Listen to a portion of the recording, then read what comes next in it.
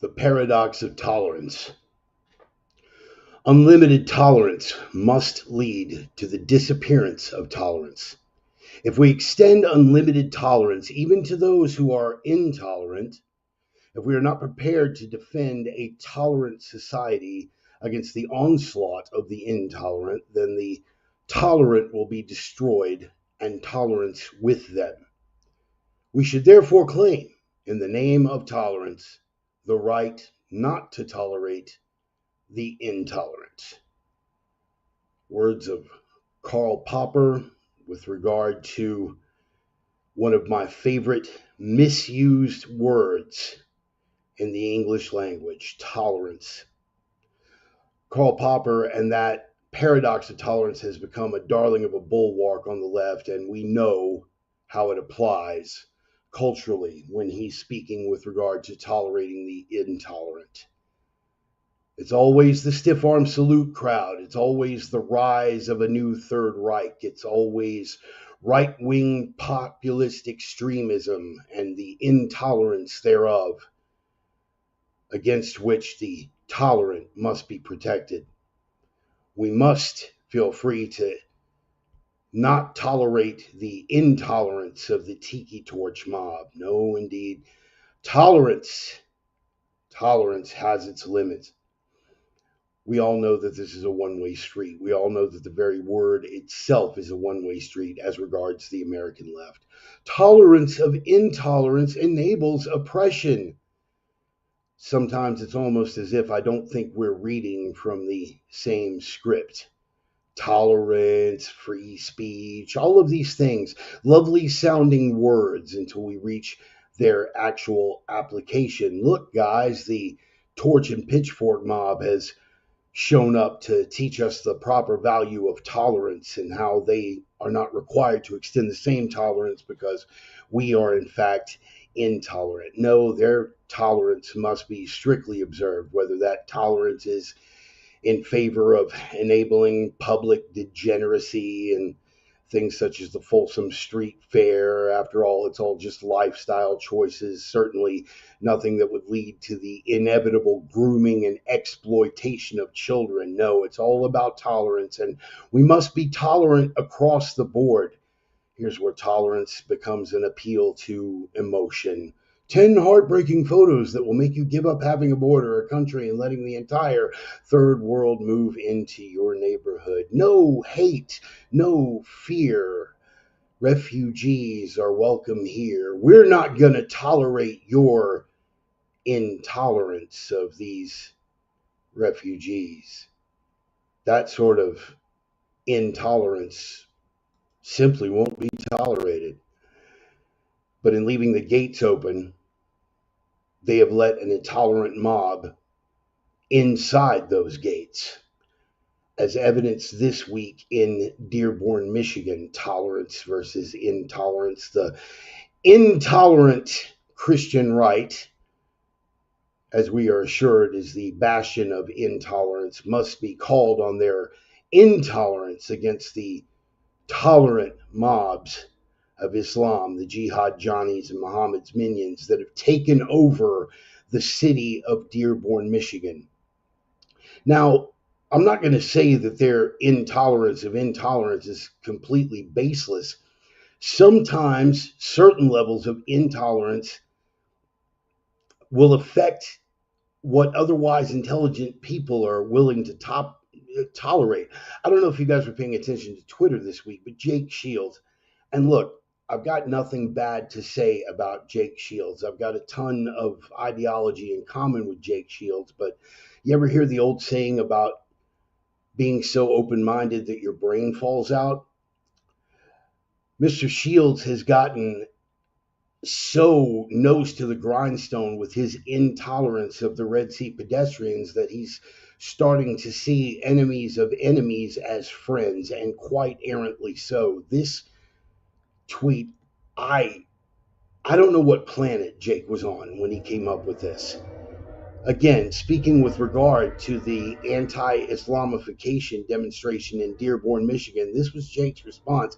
Muslims don't hate Christians, so I'm not sure what the point of this is. You should do this in Brooklyn and mostly Jewish communities. So you're okay with this, Jake, but you're not okay with this, all on the basis of your perceived enemy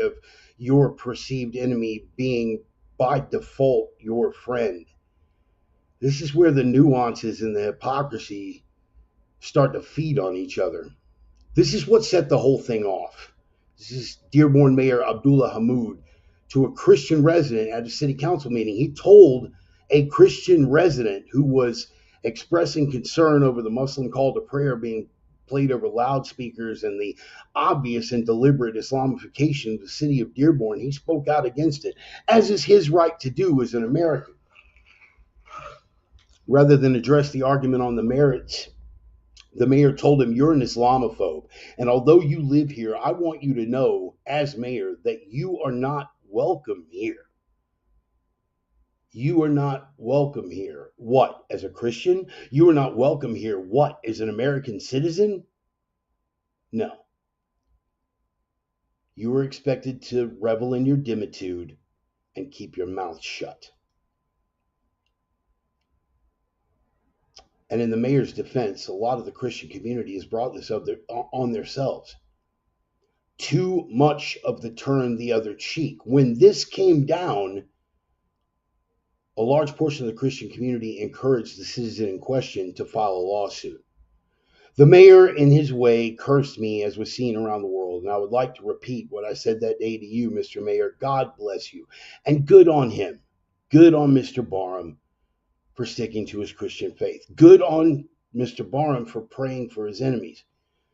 But Barham said he had no plans to file a lawsuit despite pressure from supporters. People have been saying that I should do that all over the world, and I have no intention of doing that. Mr. Barham, I submit to you that while I respect your views as a Christian, you are not doing us any favors evangelizing by example when that example is elevating your virtue to getting walked over.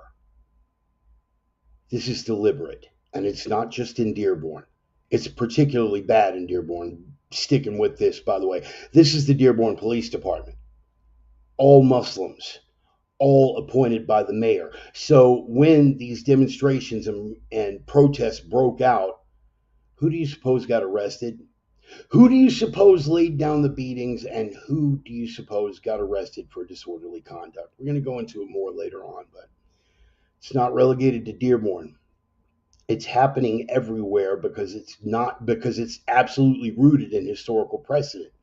We're seeing what's going on in Minneapolis, both from the scams where they're pulling U.S. taxpayer money, both from the disloyalty and rabid anti-Semitism and anti-Americanism of Ilhan Omar and Omar Fateh, but the tribal conflicts that actually broke out in an American city. Yeah, tribal conflicts among old school Somali tribes affected a United States mayoral race. But we got to be tolerant, folks. And this, by the way, the law enforcement there among the Somalis. As Somali police officers, we work for you. The quote goes on. They've outright said that their loyalty is to Somalis and to Islam first, not to their host nation. And of course, we were all treated to the spectacle of the largest city in the United States electing this man to the mayorhood. What is that guy's last name? Oh yeah, Mamdani. I wonder if there's any relation here. Mahmoud Mamdani. Feel free to look that up. I wouldn't want to get Jasmine Crocketed here, pulling the wrong quote from the wrong person. Suicide bombing needs to be understood as a feature of modern political violence rather than stigmatized as a mark of barbarism. We need to recognize the suicide bomber first and foremost as a category of soldier. Wow. This is pervading U.S. cities all over the country now. Many of which in areas that you wouldn't have thought it would be possible, but here we are. If only there were some indication of what the long-term game was. If only they had said something about what their intent was over the long term. If only there were precedents in Europe that we could look at to see how this turns out. Why, if only there were some indication in their own holy book of what they had in store for the host nation once they had secured power. If only there were some way that we could look at criminal statistics and see how these religions and how these ethnicities have adapted to their host countries in Europe, so we could, oh, I don't know, speculate where it might be headed here. If only there were some countries somewhere where we could see how the dhimmis and the infidels are treated. If only they wore it on their sleeve and spoke it outright rather than leaving it up to us to speculate. Why, it's all so confusing. It's so hard to get a grip on what they have in store for us. It's so hard to ascertain and use our discernment to figure out what it is that they have in store for Christians and infidels of all sort across the board once the victory that they feel is inevitable is achieved. And when it's achieved, when it is achieved, if it is achieved, God forbid, I wonder how these ladies are going to feel, knowing that they enabled it. I wonder if they're going to feel like the leftist women in Iran during the 79 Islamic Revolution there. I know how we on this side are going to feel, and we are going to remember when the time comes. And we'll be happy to remind them while they were teaching their children to be tolerant of others' beliefs, those people were training their children how to kill yours. Hyperbole? Not by a damn sight. Exaggeration? Every day that goes by, you see that it's not even the mildest of exaggerations. If only there was some checklist of how this had worked out in other countries when they first showed up and just wanted equal protection under law, just wanted recognition, just wanted equality. Lebanon was once Maronite Christian, Egypt was once Coptic Christian, Iran, Zoroastrian, Afghanistan, believe it or not, was once Buddhist, Iraq was once Christian, as was Syria. Say what you want about the Red Sea pedestrians, they address at the bottom, but you know the larger point. I wonder how those women who encouraged and enabled all of this, I wonder how they're going to feel once that victory is achieved. If only there were some countries in Europe where we could see how women's safety had been put at risk and indeed eliminated over there. Charles Chaplin once said that evil preaches tolerance until it is dominant and then it tries to silence good. We're already there, and I wonder how the women are feeling about it. Those same women who lament the phantoms of a Handmaid's Tale future have enabled this very future for themselves. And as long as we're on the subject of intolerance, for one who would know, Ayaan Hirsi Ali, one who grew up over the tyranny against women that is Islam. Let me say that again. That is Islam. She got to experience it. She got to live it. She's missing a certain part of her reproductive anatomy because of it. Tolerance of intolerance is cowardice. Flip the script on these people, folks, because we're no longer the intolerant ones. And if the choice has to be between one level of intolerance or another level of intolerance, I'm going with the intolerance that is going to save Western civilization. G.K. Chesterton once pointed out, tolerance is the virtue of the man without convictions. Archbishop Fulton Sheen once pointed out, America, it is said, is suffering from intolerance. Once upon a time, that may have been true, by the way. I fought just as hard against the hardcore religious extremists of the 80s and their quote unquote intolerance, which pales in comparison to what we're facing now. Back to the quote from Sheen: America, it is said, is suffering from intolerance. It is not. It is suffering from tolerance, tolerance of right and wrong, truth and error, virtue and evil, Christ and chaos. Our country is not nearly so overrun with the bigoted as it is overrun with the broad minded. But because both history and God have a sense of humor, it is the broad minded that are ultimately enabling the bigoted. It's just a bigotry that they didn't recognize, so certain they were of their moral virtue and ideological supremacy. But you know what? For as much as they embraced Karl Popper, even Popper later in life revisited his maxim: I have insisted that we must be tolerant, but I also believe that this tolerance has its limits, and specified we must not trust those anti-humanitarian religions which not only preach destruction but act accordingly. For if we tolerate them, then we become ourselves responsible for their deeds. Now, the leftist women that have enabled this new bigotry, this new intolerance, claiming it as tolerance and moral virtue, will say that he was speaking against the religious right. He was speaking against anything but. He was speaking against the new intolerance that their quote unquote moral virtue has not only enabled, but invited, brought into our front yards, and sat them down at the dinner table. Tolerance, let me remind you, is not a Christian virtue. We can and must, we are admonished to in the scriptures, to pray for our enemies. What we are not admonished to do is roll over and play dead for them. We are not admonished to make peace with evil.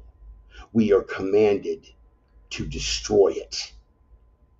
For those of you Christians who are disguising your cowardice as tolerance, your day is coming just as certain as theirs.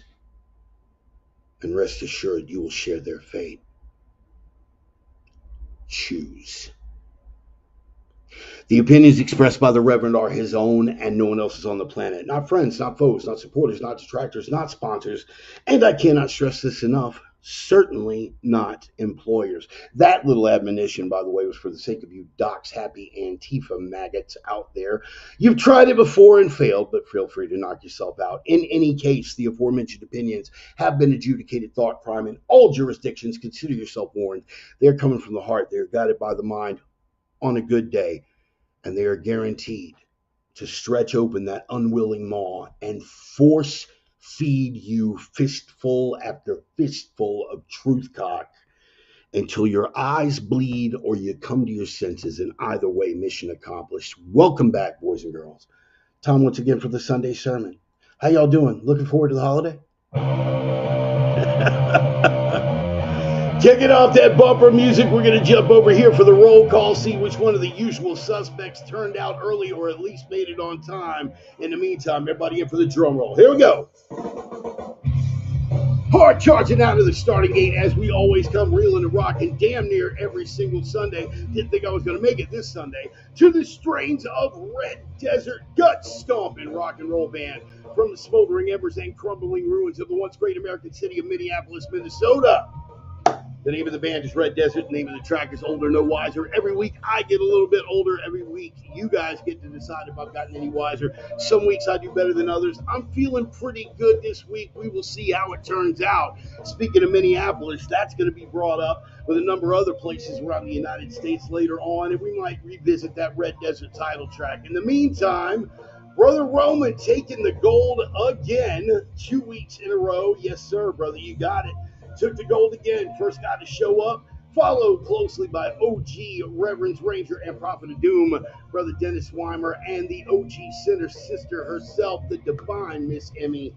Good to see you, sweetheart. Glad that you made it out, man. Yeah, didn't think I was going to be doing one this Sunday, but we got a break. We finished everything up late last night and wound up with the Sunday off. Still didn't have time to write up my Substack because I didn't get in until very late, but we at least got the sermon in, and that's the important bit. And yes, Robert Eggers is bringing us a werewolf movie, and I'm looking forward to seeing that as well. And I did see the new Frankenstein on Netflix. Visually, absolutely stunning. I could pick nits about what I would have done differently, but here's the thing. They are a classic, and I am not. So, they get to do that.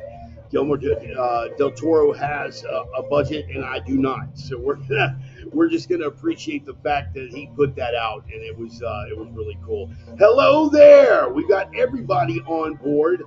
We got Roman and Carrie from OpiumTales.com. Good to see you guys. Brother Joel Allen Jackson from the Midwest, up by the river. Astral Eyes Metal. Okay, is this going to be? Wait a minute. This is Roman from the other computer. Lighting in that room sucks. All right, cool, man. Just making sure we're on board with who everyone is while we're doing the roll call. Preacher George on board. Good evening, everyone. Hope you had a blessed weekend. Yes, we've had a very blessed weekend, and I'm looking forward to this coming week as well. George, it's always good to have you aboard. Thank you for sending that recommendation on the YouTube channel, by the way. Great minds do think alike, and it's always good, man. I was already a follower of the guy, but it's nice to know that we got those like minds and kindred spirits. Brother Ryan, still kicking it down in Houston, Texas. Miss you, brother. Really, really do. By the way, man, saw the pictures hanging out with family. That warmed my heart, brother. That really did. Good to see you guys down there hanging out and spending time together. It's a blessing, brother. So God bless you both for that. What is that from Jake? Hate what is not right. God is the standard. Very concise, my friend, and I completely agree. What do we got from Ryan here? Hello, all you gents, hoodlums, and fabulous women. I hope it's a glorious Sunday. We'll see how glorious. We'll see how glorious. Yeah, you like that on Jake Shields. We're going to be talking about everything there, man. And I even tweeted, man. I gave Jake a little response. He hasn't acknowledged it yet, but I did give him a little response at that. What is this, Ryan? Mad at Jake over there? Y'all bash Palestinians forget that Christ was born in Palestine. I get what you're saying. No, we're not ignoring the correlation, man. What I took issue with is that he's gone so far off the deep end, focused on one thing that he hates, that he's seeing friends and allies where they don't exist. That's the thing that I was taking. That's the thing that I was taking issue with on Jake. Is this derivative of primary black culture in America? If only there was a sign. How's that working out for us, Sparky? Yeah, if only there was a sign. And we're actually going to be getting. I'm glad that you brought that up because we're going to be getting into that a little more as we progress in that as well. When we get to the war on Christmas phase, miss the days we actually engaged in conversation. Brother, believe that. I believe that. The face-to-face conversations are one of the things that we're definitely missing. Brother Jeff Truitt on board, man, making sure we cover all the usual suspects that made it out. I didn't see Stone. We did see Deacon Mark. Outstanding, brother. You guys sitting out on the back porch. Got a store brand Lancero for sub $4. Divine. Gotta love all the cigar aficionados on this page, man. I love it. I love it. Brother Turtle, did I miss him? Wait a minute. What format are you on, Turtle? Because I didn't see on the YouTube comments. If Turtle is over on Facebook, I need to point out to all of you guys that are watching on the Facebook fan page that sometimes it doesn't show up over there. It's about a coin toss, but this one apparently showed up. Martin Prado. Yeah, it has been a while, Martin. I'm glad you made it out, man. And hopefully the lovely wife is waiting in the wings somewhere and participating as well. Old high school buddy Wayne Sharp sliding in. Hey, man, glad you made it out, brother. Always glad to see you. Oh, there we go. Iron Pig Armament. Okay, cool. Brother Turtle, glad you're here, man. And again, thank you for your YouTube suggestions as well. Dropping me those videos and stuff. I sent you one back to your text inbox, and I hope that you dig it, man. I really do hope that you dig it. Let's go ahead and fade that bumper music out, and we'll get the outro stuff queued up early here. There we go. Hit the pause button on that and kick back over here. Yeah, guys, it's just me and a laptop, which I guess is maybe a sight better because for the longest it was only me and a phone. You guys remember the days when we started this thing up, and it's so hard to believe, man, that coming up here March, April of next year, it's going to be 6 years of ranting and raving most Sundays, not all Sundays, but most Sundays. And yeah, man, interesting stuff. Interesting stuff. But yeah, Ryan, to your point, I absolutely see where you're coming from on that Palestine issue, man. My issue with Jake was, you know, what we've been talking about for the past couple of weeks. The enemy of my enemy is not my friend, man. It's definitely not my friend. And I kind of wonder, you know, when you can spew something that is that transparently false, how far have you gone, man? Jake is not an ignorant guy. Jake is a very intelligent guy, but you can get blinded by those hatreds. And I share a whole lot of the issues that he has with the Red Sea pedestrians and the tiny hat cult. I definitely share a lot of those sentiments. Um, but I'm not going so far that direction that I don't recognize that the people who are up against it like that. Oh yeah, yeah, COVID cast day one. Yeah, I remember, brother. I remember. It's the reality, yeah, the reality of his perception, right? And that's what I'm taking issue with is his perception. Um, Being not even tangentially connected to any sort of mainstream reality construct. But again, that's my perception. We could go back and forth on that all day. It kind of caught me out of the blue. Like, you know, I understand what, oh yeah, yeah, that was during the China. Yes, yes, man, I was. That was out at that was at Empire Cafe in Houston. Um, and it wouldn't be long. Saul would pass away less than a year later, and I miss him. Anyway, yeah, you just kind of have to wonder with an intelligent person, and I know I've done it to you guys a couple of times, both in person and here on the sermon. There's been stuff that I've spouted where you were just like, how, like, you know, you've got a pretty good grasp on my thought process, on my thought process as regards my critical thinking skills. And I'll pop out with something, and there's always going to be a few people who are just like, bro, how the hell did you arrive at that? And I get it. I do. It's just, it was shocking, you know. Again, the difference between shock and surprise. I'm never surprised when Jake draws conclusions that are based and rooted entirely in his disdain. I hesitate to use the word hatred, but his disdain for the Jews. It never surprises me, but there are some things that he says that I still find shocking, I think.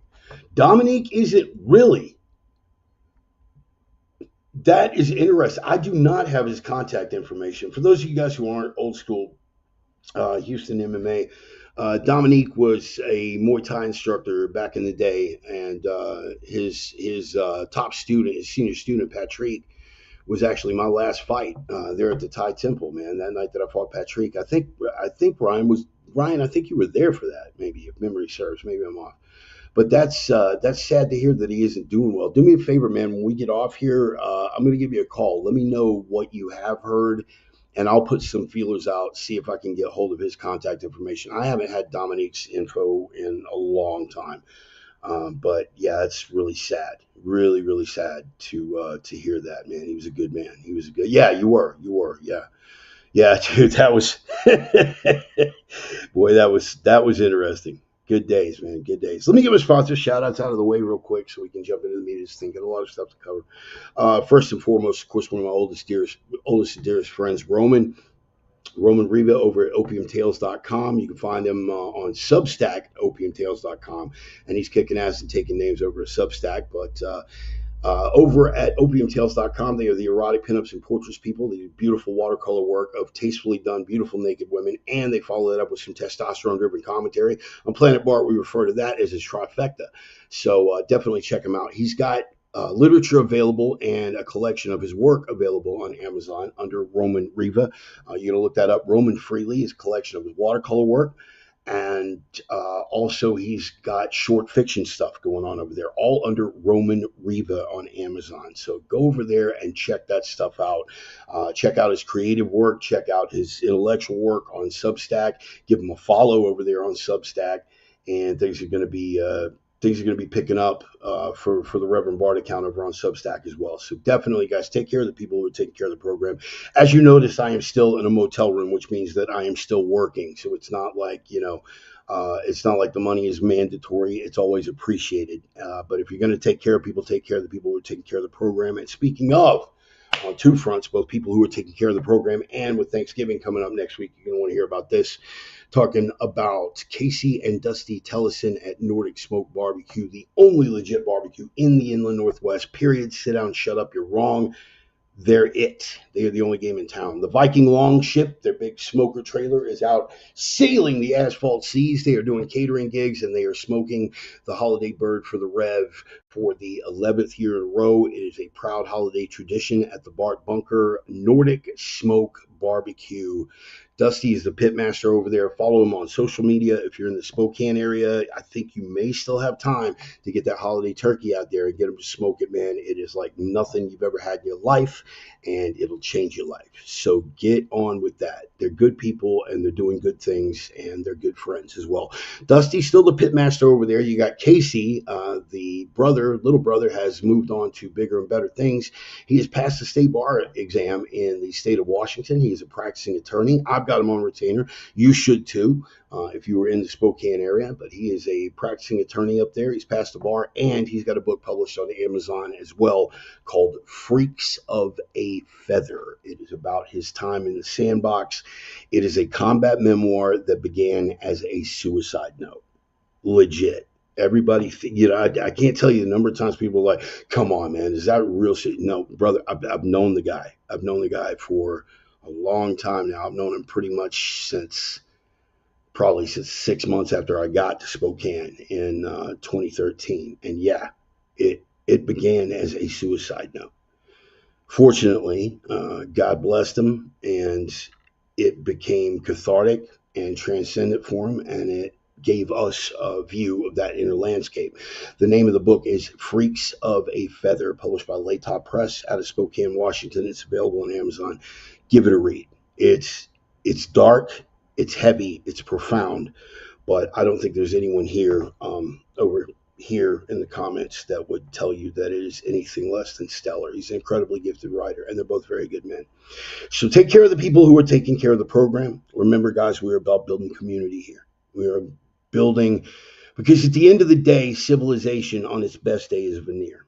About that thin, and can fall apart catastrophically and suddenly. If you don't have, everybody likes to talk. This is another thing about being in the prepper community. You guys know I'm a lifelong prepper, survivalist. I prefer the term survivalist. Going back to the 80s, I feel like prepper is almost like a cleaned up, politically correct euphemism for being a survivalist. I prefer the term survivalist, but fact is, man, too many people in the survivalist and prepper communities think that they're going to go it alone.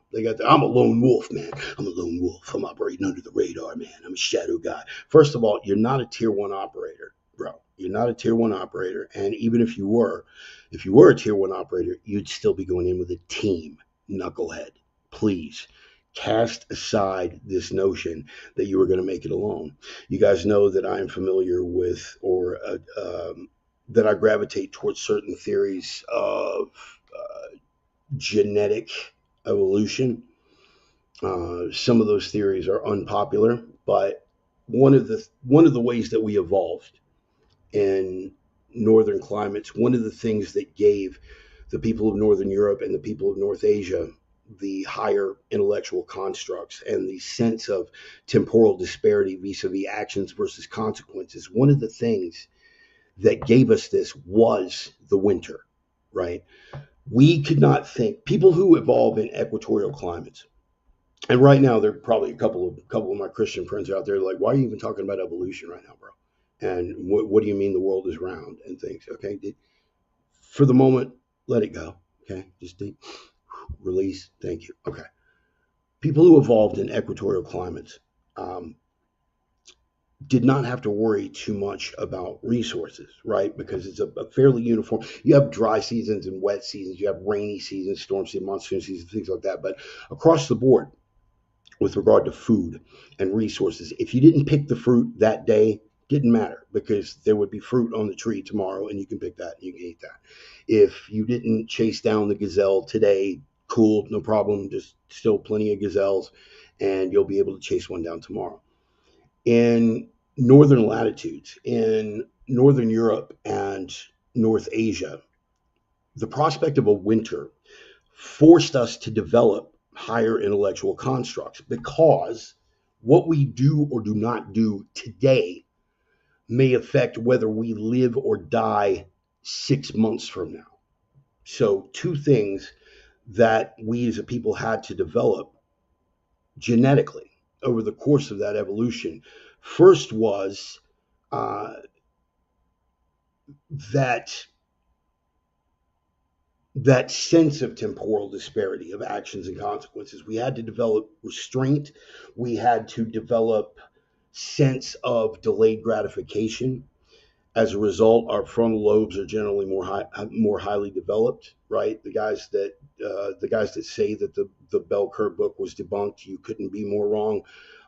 But it's okay. I understand. Much like many Christians do, they cherry pick scripture. You guys cherry pick scientific doctrine. So it's okay. I see it. Forget it. For purposes of discussion, we had to develop that sense of delaying gratification. But the other thing that we had to develop was a sense of social cohesion. Okay. Because no matter how big and bad you are, covered in your bear skins with your big spear and your massive food storage put back in your longhouse, you are not going to make it through the winter by yourself, brother. Not in climates like that. So we had to develop a sense of social cohesion. That is why when you notice certain genetic disparities in certain ethnicities, this is what a lot of that owes to. The winter is what gave the Mongolians and the Chinese and those bloodlines higher intellectual constructs, like that sense of temporal disparity of actions versus consequences. It's what gave them that sense of tribal and social cohesion. It did the same thing for the people of Northern Europe. It did the same thing for the people who evolved in the Russian steppes. So that is a gift. That is a gift, and it needs to be recognized. When I talk about building community, I'm not just talking about, hey, man, we want to have a group of friends that we can count on to do barbecues with or things like that. What I'm looking at is something larger here, always looking at something larger. And without that sense of cohesion, without that sense of community, I don't care how tough you are or how tough you'd like to believe you are, Sparky, you're not going to make it through that long, cold winter alone. So take care of yourselves, take care of each other, and take care of this sweet lady who just decided to join us in the spur of a hat. Hello, Miss Charlie. Good to see you. I'm going to give you a call as well once the sermon is all wrapped up and over with. So, getting into the bullet points here, I think it would well serve me to do the last bullet point first. But before we do any of that, before we do any of those things, the very first thing that I got to get into is the scripture lesson, because that ties in as well. The scriptures for this week, and again, this whole segment is something that was inspired by a question that Brother Jeff Truitt asked. And you can find Jeff Truitt, Treasure Monk, on YouTube. Dude has created a fascinating life for himself, and we have literally known each other since grade school, man. We go way, way back. But this one's a very simple 3-verse passage. And I want this to set it up for the bullet point, and then that should set things up for the rest of it. And beyond that, we're just going to flow, guys. I don't have, you notice, I've got no notes this week. I just want to kind of freeball it, but this is where it begins. As with all things, it begins with the scripture. Something about milquetoast Christians these days. Ain't no such thing as halfway crooks. Ain't no such thing as halfway Christians. So this is to them. And I'll expound on this a little bit when we get done. The Gospel of Matthew, chapter 10, Verse 32. Whosoever therefore shall confess me before men, him will I confess also before my Father which is in heaven. But whosoever shall deny me before men, him will I also deny before my Father which is in heaven. Followed immediately by, think not that I am come to send peace on earth. I came not to send peace, but a sword.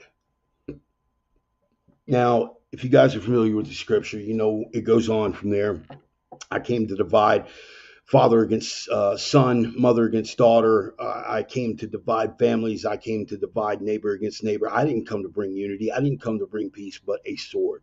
I came here to sow division. And he prefaces that specific quote with the lead up that if you confess me to your fellow man, that I will remember you before my Father in heaven. But if you deny me to your fellow man, then when it comes at judgment time and you step up to the plate for your audition, it's not going to work out too well for you, Sparky, because you're going to walk up and the carpenter's going to remember you. And of course, I'm speaking metaphorically here. I am not of the opinion that it's going to be a big long line or any of those things. Let's can we be grown-ups, please? Thank you. The principle being, if you are ashamed of me before your fellow man, I'm going to be ashamed of you before the Father. And no man cometh unto the Father but through me. Right? These three lined up and read in context.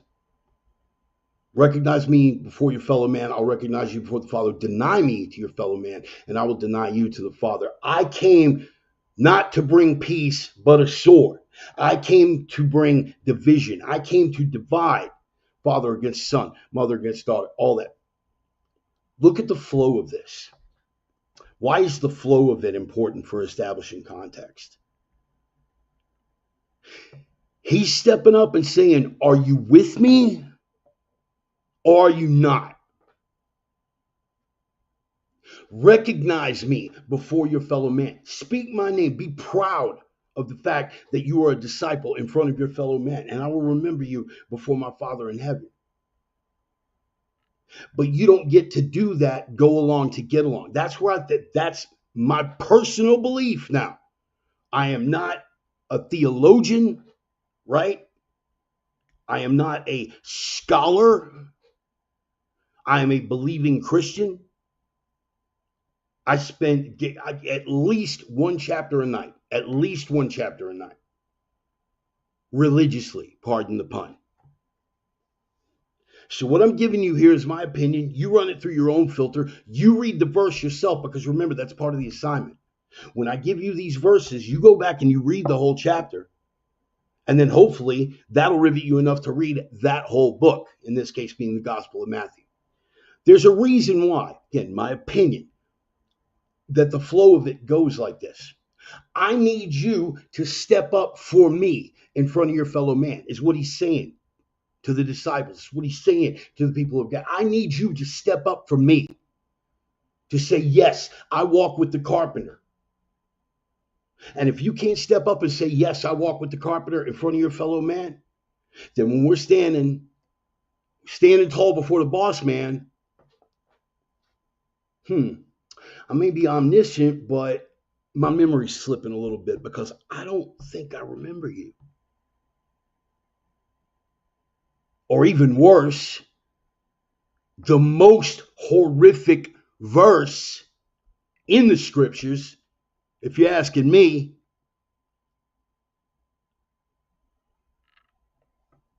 depart from me, ye worker of iniquity, I never knew you.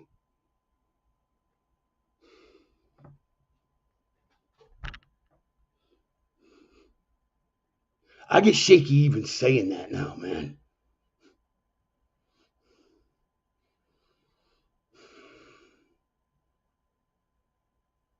Because I understand, I'm not down with the once saved, always saved.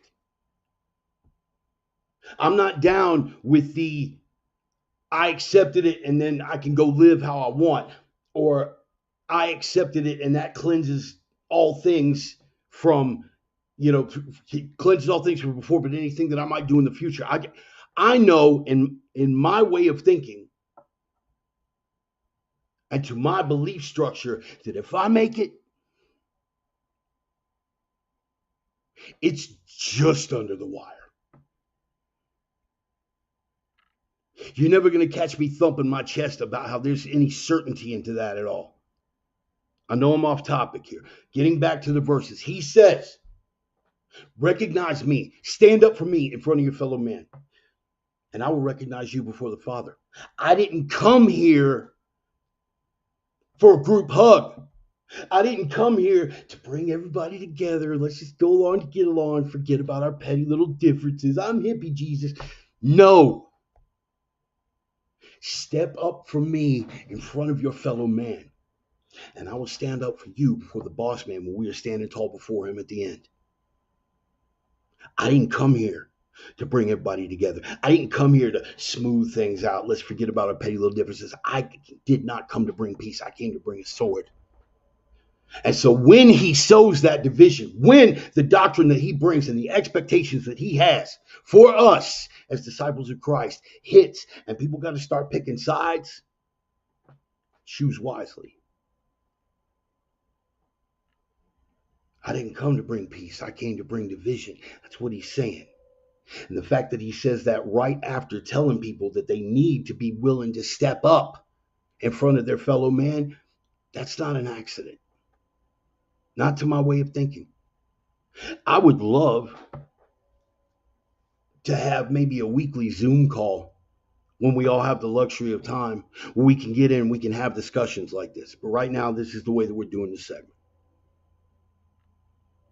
Carpenter says, step up for me in front of your fellow man. Don't be ashamed of me. Don't be ashamed of me. How does that relate to everything we went over? We'll get to it. Don't be ashamed of me in front of your fellow man. I didn't come to bring peace. I came to bring division. What I'm bringing is going to compel people to choose sides and choose wisely, Sparky. Choose wisely. But don't deny me in front of your fellow man for the sake of not being that guy, for the sake of keeping the peace, for the sake of not sowing division. Carpenter himself said he came here to bring division. But you're going to one-up that, huh? Is that where you at, Sparky? You're going to one-up the carpenter, huh? I think what God meant to say,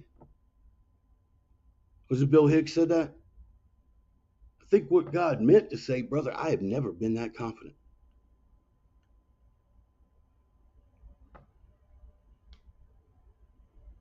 So when I'm expressing something as opinion, you take it, you roll it around. Because like Pastor Philip Anthony Mitchell says, man, for the same reason on either side, I want to be specific in what I'm saying, and I want to be specific in what I'm not saying. Because I don't want your blood on my hands come the day of judgment. I don't want that. I don't want to have to stand before the boss man and the carpenter and explain to them how I had the opportunity to reach you, but I did not.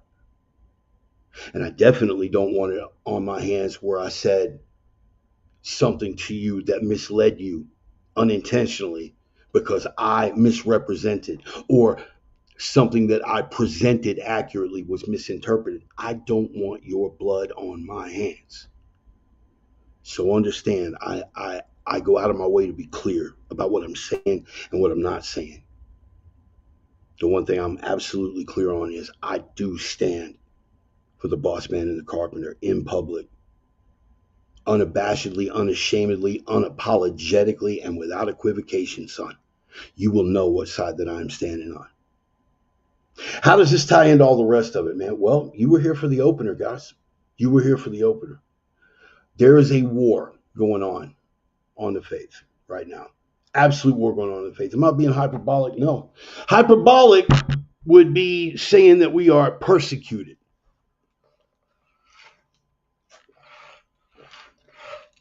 We, as American Christians, are not currently persecuted. We are targeted. Nigeria, they are persecuted. All over West Africa, they are persecuted. They are being persecuted in China.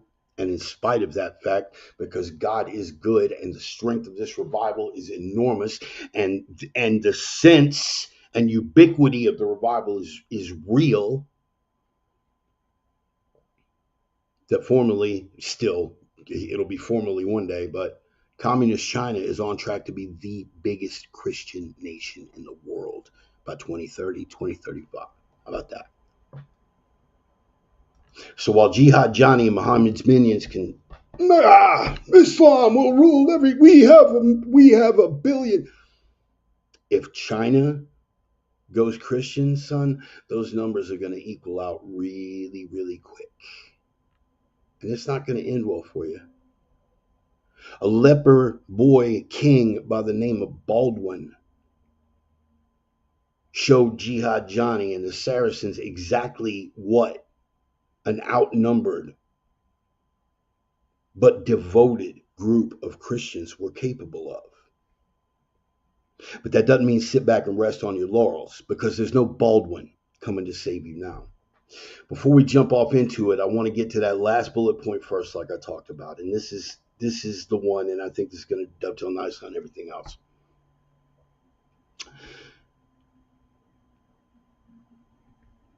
Slippery slope is a fallacy. Slippery slope is a fallacy. The fallacy, the logical fallacy. You can't debate slippery slope because slippery slope is a logical fallacy. That's that smug lefty that lives in my head.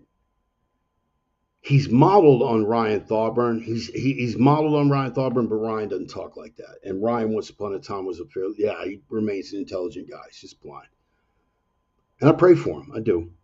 You guys remember Ryan, man. Back during the COVID thing, man. He was a regular topic on this thing, on my threads, on my podcast, everything. God bless him. I hope him and his family are doing well. I hold the man no ill will. But when I have that smug and unwarranted smugness, lib voice in my head, that's largely what it's modeled on. And his favorite thing was slippery slope. You can't argue slippery slope. Slippery slope is a fallacy. First of all, you guys have heard me say that no, it's not a fallacy when there is historical precedent. Now, for the rules of debate and parliamentary procedure and rhetorical interactions and things like that, I understand that it's against the rules because it's a logical fallacy. I get that. But for purposes of real world discussion, slippery slope is not a fallacy where there is historical precedent.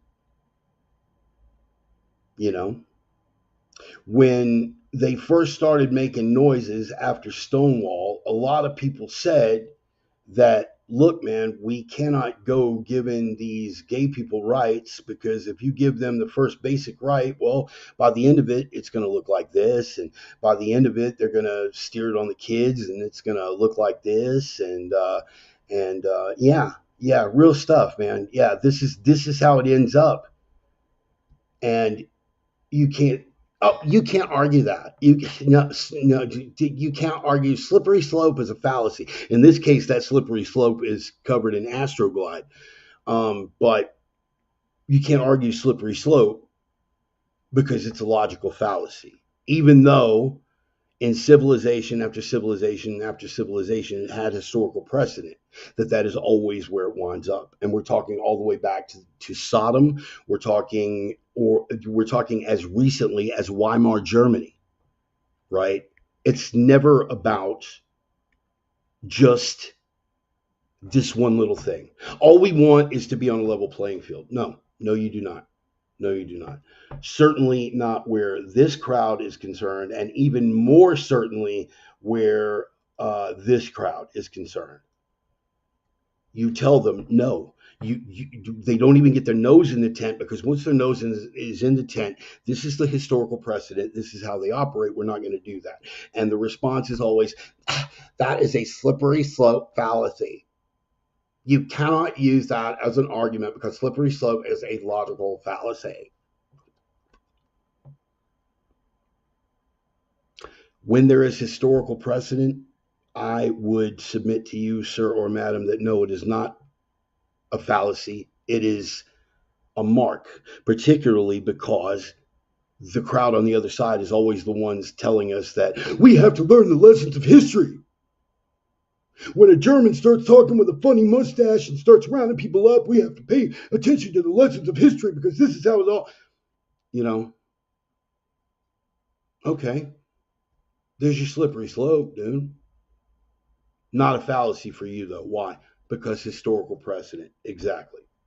This is not to disparage any of these groups for their own sake. I'm just trying to establish. Let me tell you what the new. Let me tell you what the new slippery slope fallacy is. Correlation does not equal causation. That's the new one. And I only pulled up one example. We can work it again on another sermon. We can devote an entire sermon to it one of these days, but not today. This was presented on Twitter this week. In 1950, only 18% of black households were headed by an unmarried female. Enter progressivism in 1960, and that rate increased to 22%.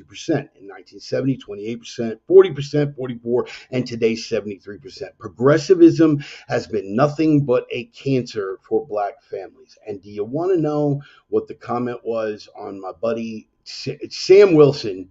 If you guys follow my personal page on Facebook, you've seen Sam. Maybe he's a mutual friend with some of you guys. Him and his brother, very sharp cats. Periodically, we disagree on things, but generally, like minds and kindred spirits. What would it be worth if all we did was agree on everything?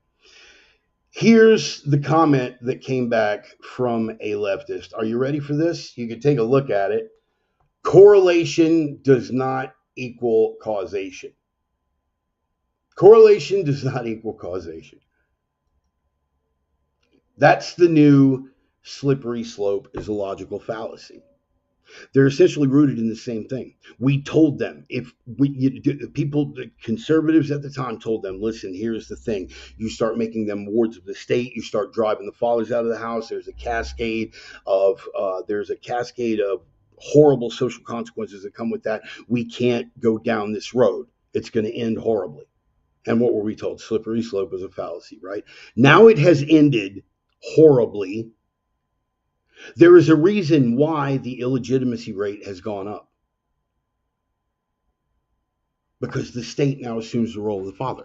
That's why the fathers aren't in the households. That's why you have the criminal element. That's why you have the lack of discipline. That's why you have all the negative things that happen. This is not rooted in white supremacy. This is rooted in that road to hell being paved with good intentions of the white liberals that Malcolm X warned the black community about.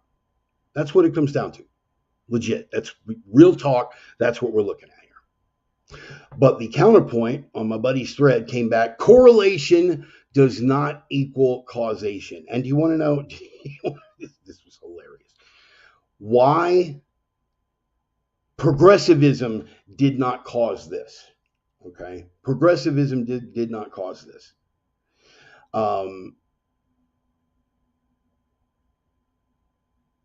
Apparently, this manifested of its own accord. One of the leftists on this thread responded that I doubt it is because of progressivism, except in cases where progressivism helped to free women from abusive situations, whereas conservatism required them to remain unsafely in their abusive situation. Husbands abusing their wives is not a progressive idea. Giving women their freedom to escape is.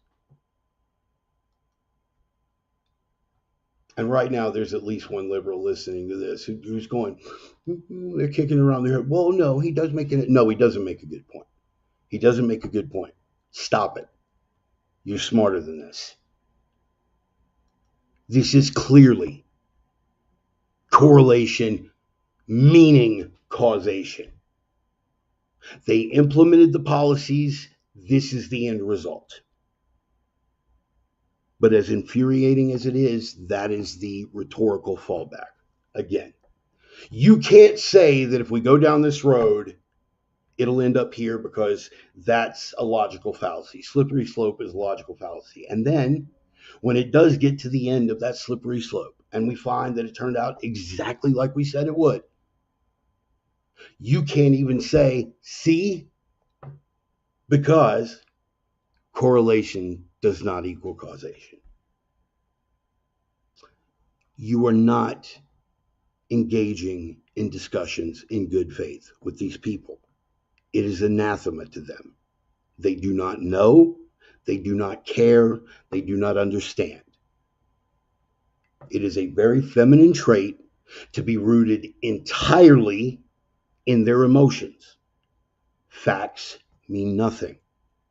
Does not matter what happened. What matters to them is how they feel about what happened and what should have happened in a good world where people are good. You're not dealing with rational people.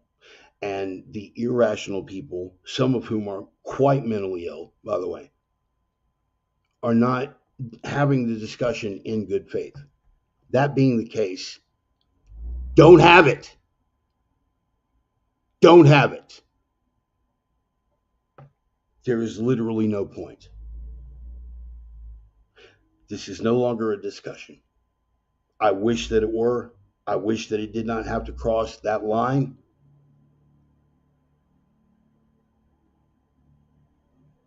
But that's where we've arrived.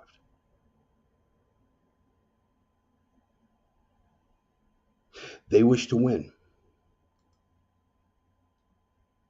We don't share that sentiment and wish to win badly enough, which is why we continue to lose. Thank you. Right, Dennis? Thank you. Thank you. Intellectual gymnastics gold. Isn't it, though? Isn't it? Yep. Democrat. The war of northern aggression. Yes, sir. To the Christians sitting on, yes, George, I knew you were going to relate to this. Christians sitting on the fence better pick a side, no more lukewarm Christians. So again, how does all of this tie in to the scripture verses and the stuff that we're going to be discussing today? Because we no longer have the luxury of being afraid, because that's what they're being, afraid. They're cowards. They're not being civil. They're not going along to get along. They're not trying to avoid conflict. They're not trying to smooth things over and not upset the family at dinner time. They're scared, they're weak, they're fearful, and they're easily led. Full stop, period. They are not tolerant. They're afraid. They're not diplomatic. They're afraid. They're not, certainly not, virtuous. They're afraid. They'll mask it in virtue or whatever the heck else they choose to mask it in.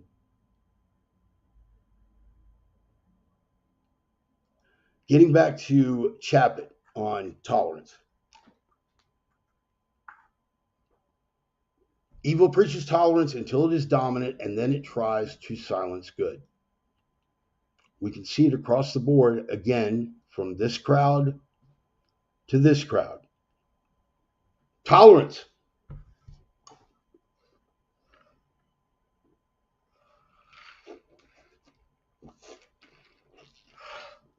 Excuse me. Tolerance of all things at all costs. Tolerance. Tolerance.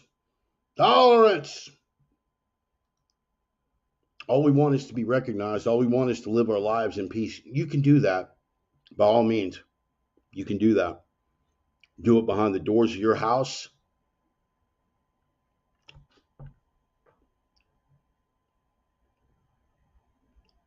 You're doing that behind the doors of your own bedroom. You're going to find no greater ally than me. I love a good party. In my previous life, brother, this right here and this would not have even rated as a particularly radical Saturday night at the bar bunker. You feel me? I'm not judging the activity. What I'm judging is the fact that inevitably this activity winds up, oh wait, in front of kids, in public. It's where it always ends up. It's where it ended up in Sodom. It's where it ended up in Weimar, Germany. It's where it ended up. This is Folsom Street Fair in San Francisco. They do it once a year. This is where it always ends up. And eventually it will always end up here. Slippery slope fallacy, Bart. You can't be shutting down people's rights based on a logical fallacy of a slippery slope. It's not a logical fallacy when it has historical precedent, okay? That's with that crowd. But with regard to this crowd, you better damn well know what the historical precedent is. You had better damn well know when they tell you who they are, that you had better believe them. And you had better damn well know that all the women doing their little Handmaid's Tale cosplay where they wind up at burqas, why are they going to be, do you expect they're going to thump their chest and rage against the patriarchy then? No. You rage against the patriarchy now with this nonsense. We pat you on your head and you go, yeah, honey, that's really cute. I wish we'd repeal the 19th Amendment, but in the meantime, you're allowed to vote. Try not to hurt yourself on the way to the ballot box. We ridicule you. G.I. Johnny, take off that burqa, scream about the patriarchy. Let me know how that works out for you. You don't even realize what you welcomed in. Or maybe you do. Maybe you hate the West that much. Maybe you hate because of your own bitterness with your dad. Maybe you extrapolate that to the whole of Western civilization, and maybe you hate it that much that you want to see it all fall apart. But let me remind you, madam, this is where that ends up. And there's no slippery slope fallacy to that. This is where it ends up. Ask the women in Iran in 1979. You see them cheering when the Shah was deposed, and the Shah was not a good guy. Reza Pahlavi was not a good man. The Savak, the secret police, did some horrible things. Do you want to know who they did those horrible things to? People even more horrible, because that is the nature of the world. Outside of Christendom and outside of the West, particularly in Muslim nations, that is the way of the world. It is literally picking the lesser of two evils. See also Saddam Hussein. See also Hafez al-Assad. See also Bashar al-Assad. It is only brute force and pain that holds the really horrible people back. That is the nature of it. So the same women who do their little cosplay and the same women who think that this is somehow liberating and they're wearing those things over there because they want to in the Muslim world, and all of these things do not realize what they've unleashed upon themselves. But then again, it's just like members of this crowd that think that they're oppressed somehow. They're somehow oppressed. This lovely couple here, they're really upset and oppressed because when they do this in the street, they can only do it once a year at the fair, and people still look at them funny. And when we went to have our gay wedding cake, we didn't get our first choice of baker. We're oppressed. Meanwhile, they usher in this crowd, which is now taken over the city of Dearborn, taken over the city of Minneapolis, and ultimately when they have established full and complete control, guess what happens? Well, that crowd starts throwing this crowd off of rooftops. That crowd starts executing and beheading the other crowd in the street without apology. That is what they have welcomed in.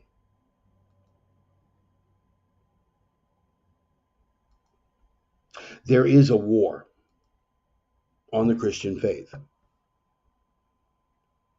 Put it in the frame of reference of a war on Christmas. We'll get into that later. The war on Christmas is not about people refusing to say Merry Christmas and Happy Holiday. That is the silliest thing. Even since my return to the faith, I think that's utterly stupid. They don't want to say Merry Christmas, and that's a war on Christmas. That's not oppression, dude. Sit down, shut up, okay? But I'll show you what oppression is. And when I show you what oppression is, you won't speak out about it. You'll bitch about the Starbucks barista that won't say Merry Christmas back to you.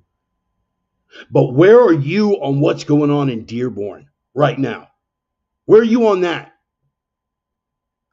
I don't really want to talk about it in front of my family. I've got liberals in my family, and I don't want to upset them. Don't want them. I don't want to come off like that Christian, But if you deny me before your fellow man, I will deny you before my Father which is in heaven. Go back and read the book. You need to start making some hard choices, Sparky. Are you tracking? They're not at the gates. They're here.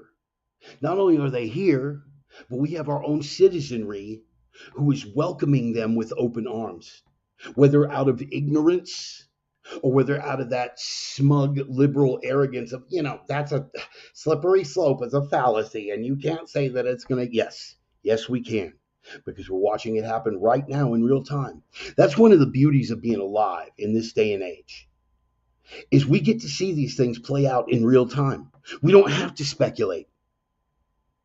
Well, if we allow, right. Thank you. Exactly.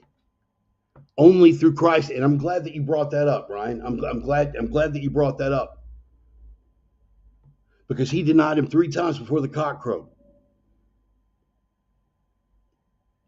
Carpenter told him he was going to do it. I will never deny you. I will never deny you, Lord. And the 3rd time he denies him. I do not know the man. And the cock crew, and Peter went to his knees and wept. God extended him that grace. God will extend anyone that grace who truly repents. But if you don't have the stiffness in your spine to declare it publicly when there is so little at stake, don't count on that grace, Sparky. Don't count on that grace being extended to you. Peter was the rock upon which Christ intended to build his church. There was a little more of an extension of grace because Christ knew the man's heart. He knew that he had a momentary fit of weakness and fear for his own life. And guess what? Every single one of the disciples hauled ass out of Gethsemane when the Romans showed up. They all bailed. Simon and Peter couldn't stay awake. They couldn't stay awake for an hour. Christ walking around like, really, man? I asked you for an hour.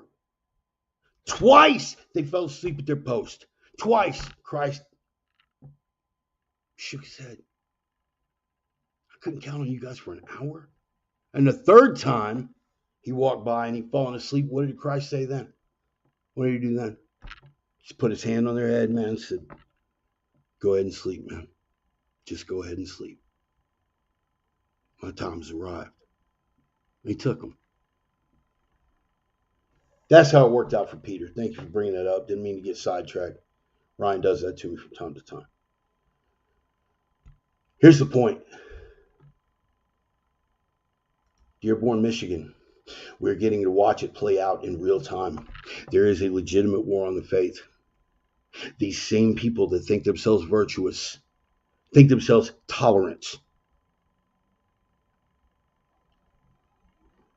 They don't have any problem being intolerant of the Christian faith. To us,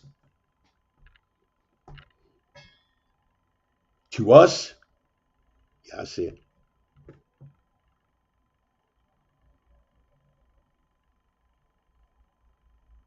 They accord. We're the oppressor. We're the patriarchy. Brother and sister, you have not seen oppression yet. Look at the Muslim world right now.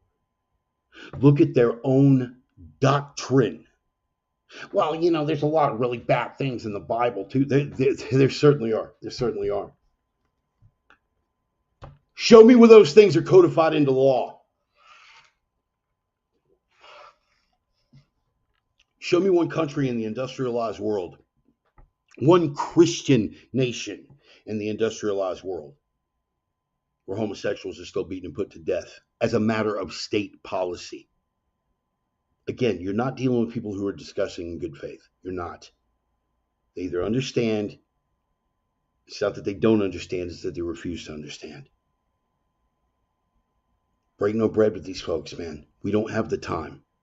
We literally don't have the time. Pray for them, approach people who are more malleable, move on. That's it. But there is a war on faith, and it's happening in Dearborn.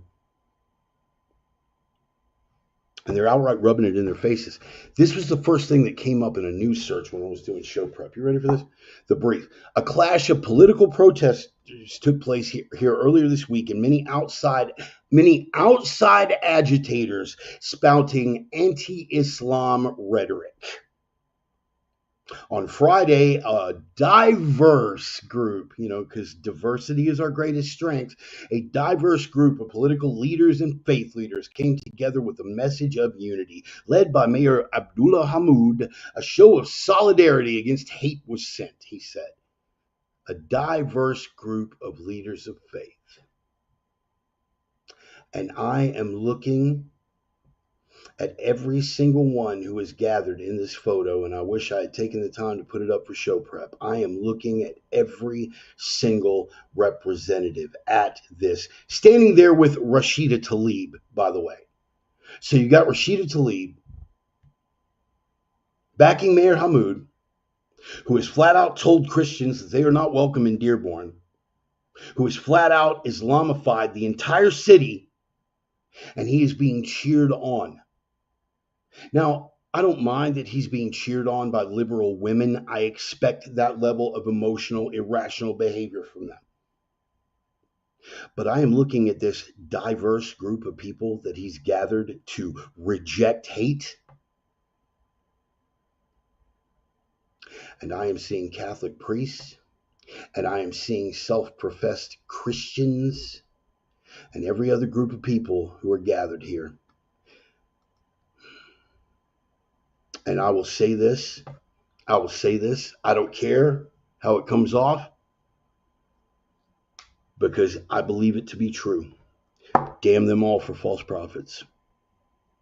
Damn them all for false prophets and for fifth columnists. Enemies of their nation, enemies of their blood, enemies of their culture, and enemies most of all, enemies first and foremost of their faith.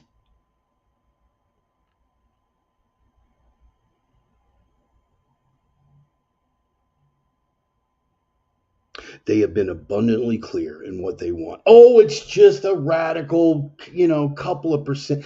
What is 2% of a billion?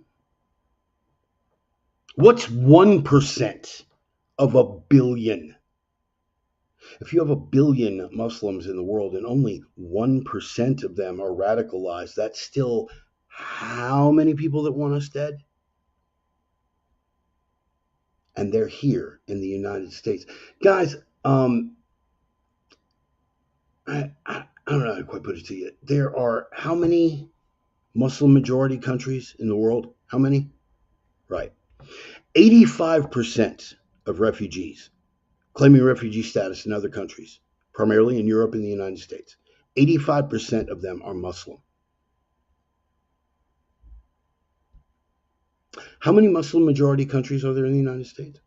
Why is it that they never seek asylum or refugee status in Muslim majority countries? Why? This is deliberate. This is an invasion.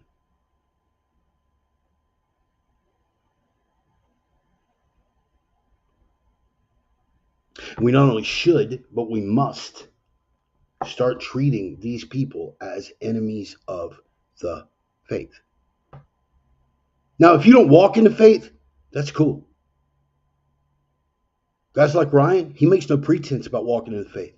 Got no issue with him at all, because he owes nothing to Christ.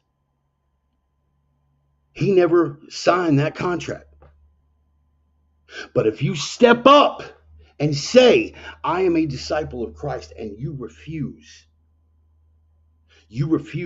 to tell the hard truths, that are in those scriptures because you don't want to offend someone, because you want to smooth. You are an enemy of the faith, my brother.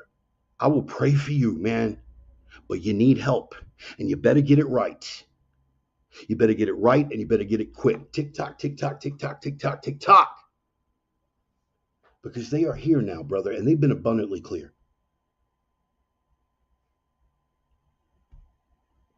It is no longer something that we can agree to disagree about. It is no longer something that we can say, well, we don't really know and we're speculating. It's no longer something where you say, well, you can't argue that because slippery slope is a fallacy. What is it going to take? Rhetorical question. We all know. We all know. There's nothing. There's nothing.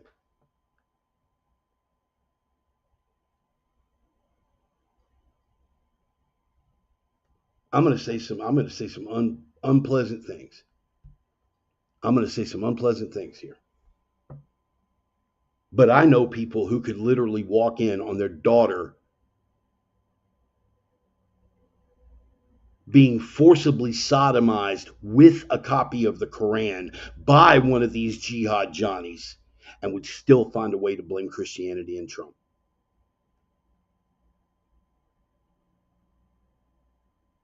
Because their faith is just as devout to their bankrupt, misguided, completely unhinged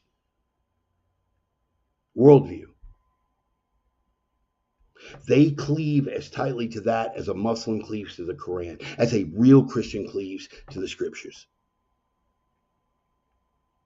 Nothing's going to talk them off of that. That's just Dearborn. What is happening in Minneapolis? They forcibly imported tons of Somalians. They're there now under Trump this week finally got around to revoking their temporary protective status. If you want a gold mine for ICE and these mass deportations and people that are a threat and do need to be the hell out of here. Ilhan Omar's district, you guys Google this. I cannot remember the year, but at one point, and this may still be the case, you guys feel free to Google it, and you should some of you guys probably got AI right there on your phone. Just pull it up with Grok. Ilhan Omar's district had more terror investigations than any other congressional district in the United States. No surprise that they elected her. Again, speaking hard truths makes people uncomfortable. She did commit immigration fraud. She married her brother to get him into this country. She committed immigration fraud. This is not open for discussion. This happened. And why wouldn't it? Cousin marriages are perfectly normal to Somali culture. Do you think they have developed that facial structure and that average 74 IQ? Do you think that was environmental factors? Something they were eating? Something in the water? No, it comes from generations of inbreeding, being a cultural thing. You guys love to joke about white hillbillies in Appalachia, brother, but when it comes to Pakistan, when it comes to Somalia, when it comes to all over the Muslim world, where first cousin marriage is not only acceptable, they're encouraged.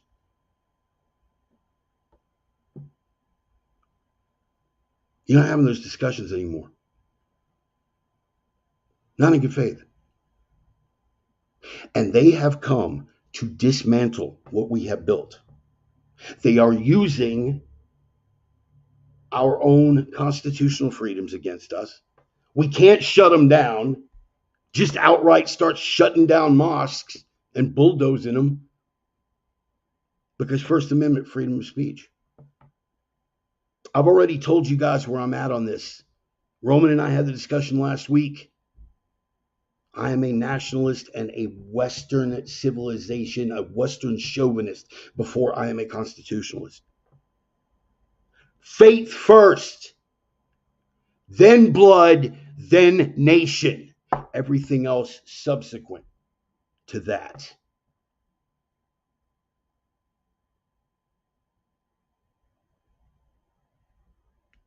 Would I care personally if they came tomorrow, the DOJ said, hey, you know what? We're shutting it down. We're going to bulldoze every mosque in the United States?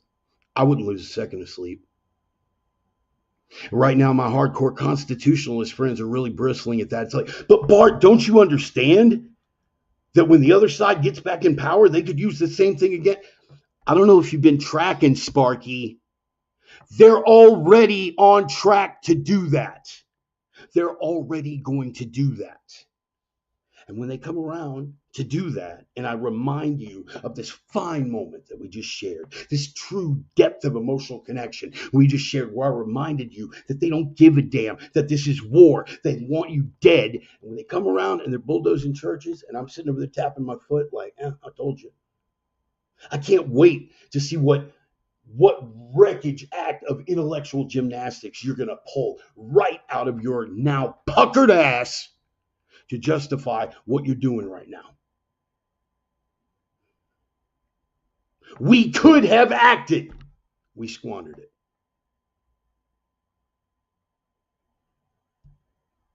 We're almost a year into this presidency and we haven't seen a single perp walk. Do you understand that? For any of the people that tried to dismantle this country from the inside out, we yet to see a single perp walk. We hear tough talk. Thank God for Tom Homan. We're actually seeing some action on the mass deportation thing. But we've got it right there. Ilhan's district in Somalia put a razor wire perimeter around that son of a bitch, move through and arrest every single damn one of them. We know how many illegals are among there, and we know how many of them are on terrorist watch lists. We've been investigating it for years. Nobody's touching them. No one is coming to save us. Do you understand that? As Christians, as white men of European descent, no one is coming to save us. No one. No one cares. Your women don't care about your mental trauma. They don't. They don't. Most of our women don't even care about our own blood and our own civilization anymore. That's just a fact. I'm not trying to black pill anyone. You guys know me better than that. I'm breaking down some real talk for y'all right now.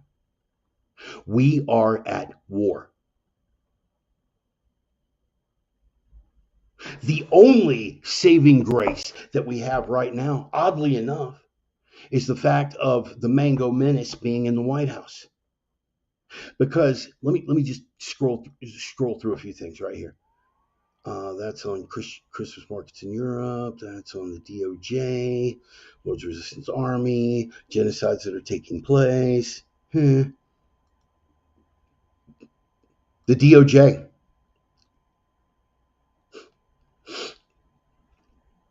Under Biden, they were going after Latin mass Catholics. They were deliberately infiltrating Catholic churches for domestic terror investigations.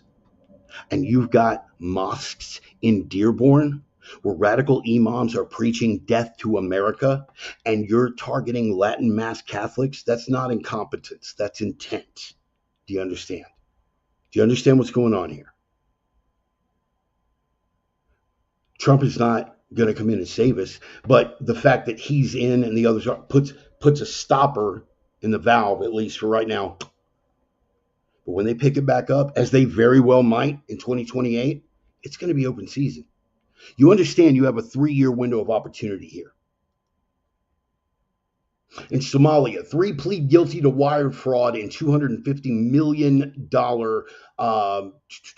feeding the poor scam. Here we go. 250 million feeding our future wire fraud scheme. Haji Osman Salad, Sharmarka Isa, and Kadra Abdi, good native born American names there. Somalians. The left and the compassion crowd will tell you they're just as American as you are. Nothing is further from the truth. Stop it.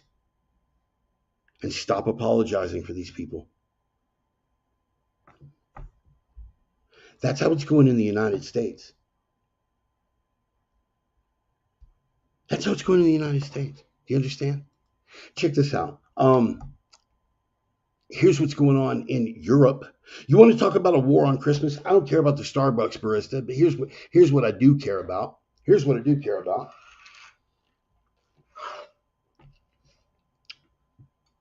In Waukesha, Wisconsin, huh? I care about that. People driving cars through Christmas parades. I care about the fact that Christmas events are being canceled all over Europe right now because they can't afford the security to keep the people safe. Oh, what would they need to keep them safe from? Islam is a religion of peace. Let me remind you. Berlin, 2016, truck attack carried out by Anis Amri, good European name, Tunisian asylum seeker, drove a hijacked truck into a Christmas market, killed 13 people. Strasbourg, 2018, Islamic State group opened fire at the city's Christmas market, killed 5, injured 11. Magdeburg, 2024, vehicle ramming attack occurred, 6 people dead, injuring hundreds. Perpetrator was a Saudi national, and you gotta love this. He attacks a Christmas market, screaming Allahu Akbar, right? And the media described him as Islamophobic and a critic of Islam. They cherry-picked a couple of social media posts. So clearly Islam is really a religion of peace. This guy killed all those Christians because that's how much he hates Islam. 2017 foiled attack. We could dive deeper in AI mode, but I'll spare you. You get the thing. Our cultural festivals are having to be modified, changed, canceled, walked away from. Why? They still win. Do you understand? Because Stasi Karen and her liberal housewife sewing circle can't be bothered to acknowledge the threat that these people present. Oh, what's the big deal? Somebody just has to, you just don't get to go to your Christmas parade. What's the big deal? I'll tell you what the big deal is. Once they have whittled away to where we've got nothing left, and once they have assumed the majority, you're going to be living under Sharia law. What happens when your young daughter decides that she wants to pick a husband of her own? There you go with that slippery slope fallacy. And then when it does arrive, hey, I couldn't help but notice all these new Muslim immigrants in all these European countries that the rate of rape and sexual abuse has gone tenfold. Well, correlation does not equal causation.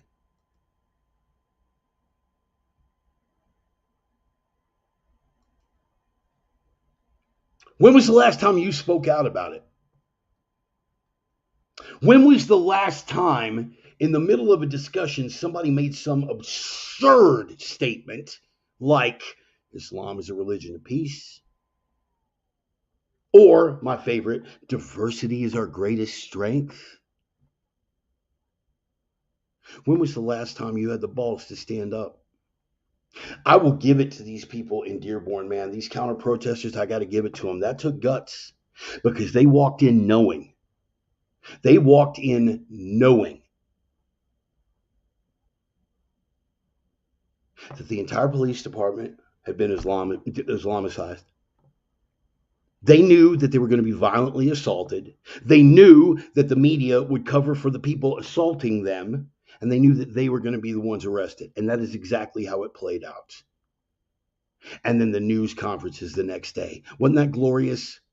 The guy sobbing.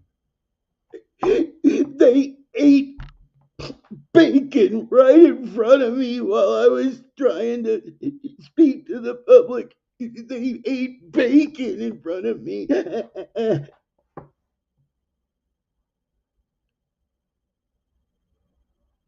Just like the gay couples that can't get their wedding cake. They get their cake, they don't get their first choice of baker. I'm so impressed. I had to watch people eat bacon. And bet your ass when they're in control, they'll be exacting a vengeance for that as well. You don't understand what you were dealing with. We do.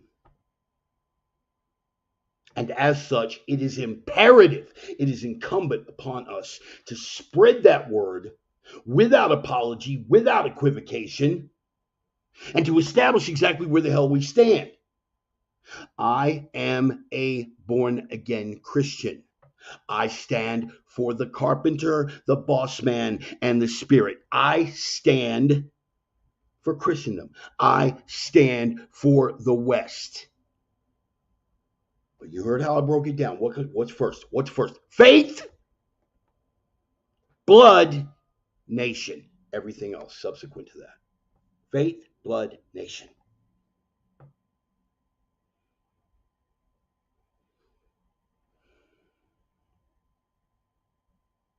Deny me before the world, and I will deny you before my Father which is in heaven. In our own churches, such as they are, people are afraid to say these things. Well, I might upset my pastor. If that's going to upset your pastor, you need to find another church, brother. A lot of people are afraid to speak that harsh truth as well.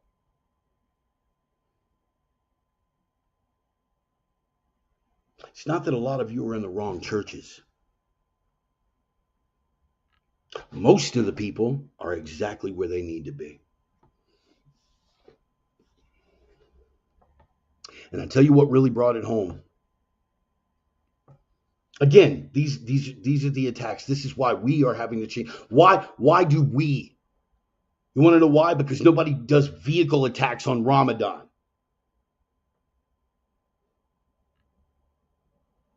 Because Christians don't jump onto buses and drive through parades when it's Muslims. I wrestle with wrath. And I'll leave it there. How many of you, though, if I were to ask you truly and deeply, would lose any sleep if one day somebody just decided, you know what, I've had enough? And after dozens, knowing we're still going to get grilled for it, same way we do with the Crusades, a defensive response to centuries of Muslim aggression, but we're still the bad guys because that's how the West has been scrambled up. But how many of you would really lose some sleep? Some hillbilly just had enough. Gets in a bus, any kind of heavy equipment, a loader, a combine, drives right through the middle of an Islamic parade. How many of you would really lose any sleep? But do you know what would happen? The guy would be quite correctly yanked out, prosecuted, probably put to death. Because that's the level of dimitude that the judicial system has now. We are under fire, people, and we need to start acting accordingly. Want to know what makes it even worse? Tell you what makes it even worse. And again, I could give you the whole list of the attacks and things that have taken place, but let's spare that. Let's take a look at something that I'm going to be writing a Substack on. The attacks on the Russian Orthodox Church. This is how they separate it.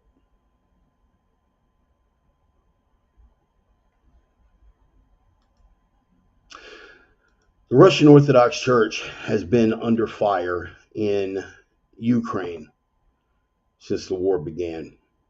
Zelensky has sent his men into these churches, dragged priests and parishioners out, beaten them. They've been assaulted, they've been whipped, they've been traumatized, they've been literally outlawed. Literally outlawed. This is the democracy that we're preserving in Ukraine, by the way. got to preserve Ukrainian democracy at all costs. So when we called him out on it and say, hey, how come this supposed Jew, Zelensky, outlawed the Russian Orthodox Church and is sending his troops into these churches, having people beaten and arrested, rather than accept the fact that we're supporting another anti-Christian international power, like Israel,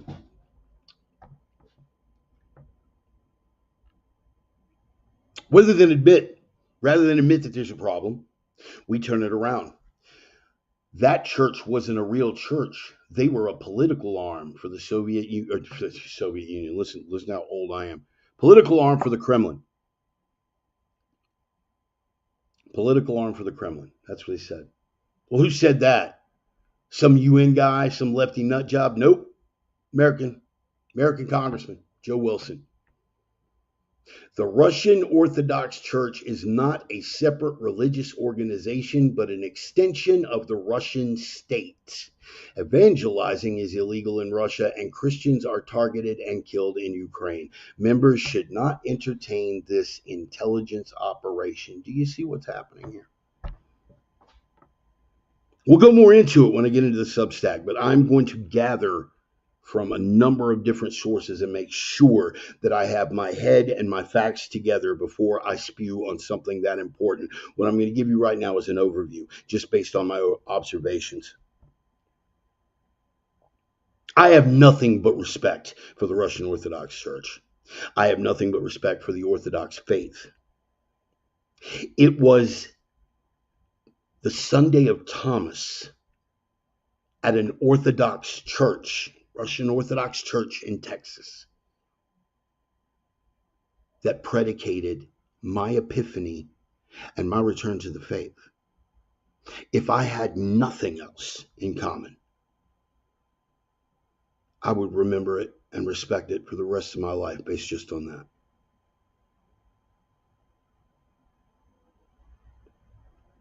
So when I write the Substack, I want to get it right. But the observations are this. The observations can be made without having to go into the wheres, the whys, and what fors. They have isolated a Christian sect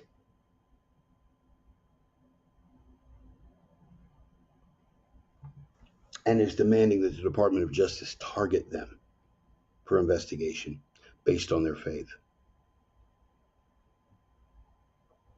What legitimate threat does the Russian Orthodox Church present to the national security of the United States?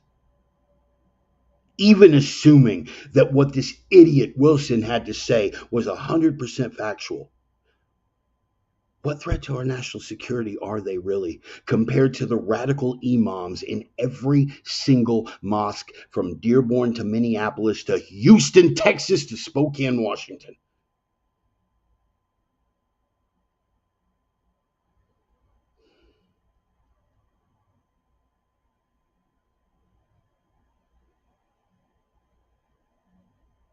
But you hate Bush, Bart, and the Bush ones that targeted Islam. No, that's where you get it wrong. The Bush ones have still largely placated Islam and used all those new powers to go after American citizens. The same history is repeating itself again with regard to the Russian Orthodox Church. And Wilson went on to say that the Russian Orthodox churches in the United States need to be investigated as an intelligence arm of the Russian Federation. Show to me how that is materially different in any way from what went on during Obama's third term under Biden. Show me how that is materially different in any way than them targeting Latin Mass Catholics. Show me how that is materially different in any way from them targeting pro-life activists, trying to put the fear of God, pardon the pun, into them to keep them from publicly protesting for fear of losing their career, having their life wrecked, all the other things that go along with the territory. What is different? Nothing. And where is the orange man? Besides being the final disappointment and the final greatest betrayal of the last best hope that we had. We are allowed to speak those differences. He may still surprise me. I know the game is still in the air. But we're a year in, and I've yet to see a single perp walk. I've yet to see him send ICE and DOJ people into a mosque in Dearborn and start dragging people out and going through electronic files, or what they should have been doing in Minneapolis when all that money was being pulled out of the backs of taxpayers with these Somalis. No one's coming to save us, people. And there is a war. It is war. Right now we got a little lull in the fighting. Hopefully it will continue and we will have a full 4-year stay of execution. I urge you to take advantage of the downtime to get your house in order and start building that community and start networking with other brothers and sisters in Christ. Start having Bible studies, start reaching out, start taking advantage of the very real revival that is going on in the world right now. Become a part of that. Stop cursing the darkness, light a candle. And don't make room for the candle pissers. Ones that are going to come around always trying to put out that candle, man. Here you are trying to make the world a better place, but you're not doing it the way they would have done it. You're not doing it the way they would have done it. Who are you to be lighting a candle? Man, it's all over anyway, man. Why you even bother, bro? Don't piss on my candle, son. I'm out here trying to change lives. I'm out here trying to make a positive impact. And not to puff my own pecker here, but I've done it before in my life. Before my return to the faith, I was able to put gym programs together and combatives programs together and make people's lives better, change people's lives for the positive. And now that I am on fire for the carpenter, and now that I'm on fire for the gospel, I've got even more incentive to get out here and do something, because I'm not working for myself anymore. Do you understand? I am working for the greater glory of the faith. I am working for the greater glory of the kingdom. I am working for the King.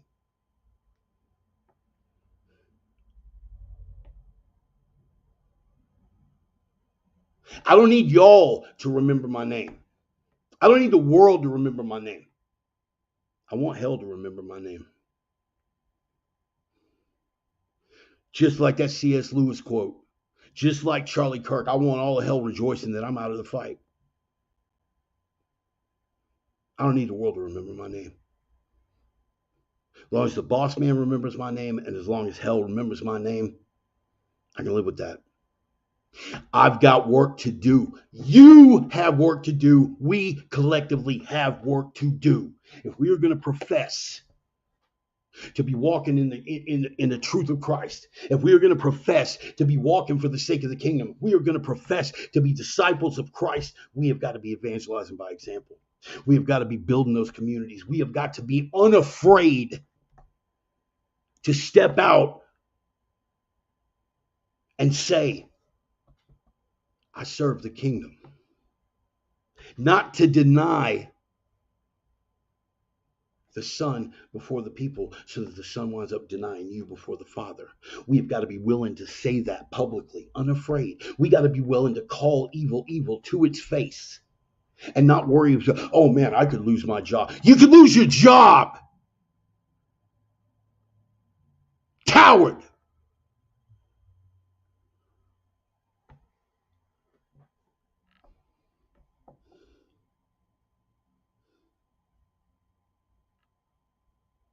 Ain't no halfway Christians no more, son.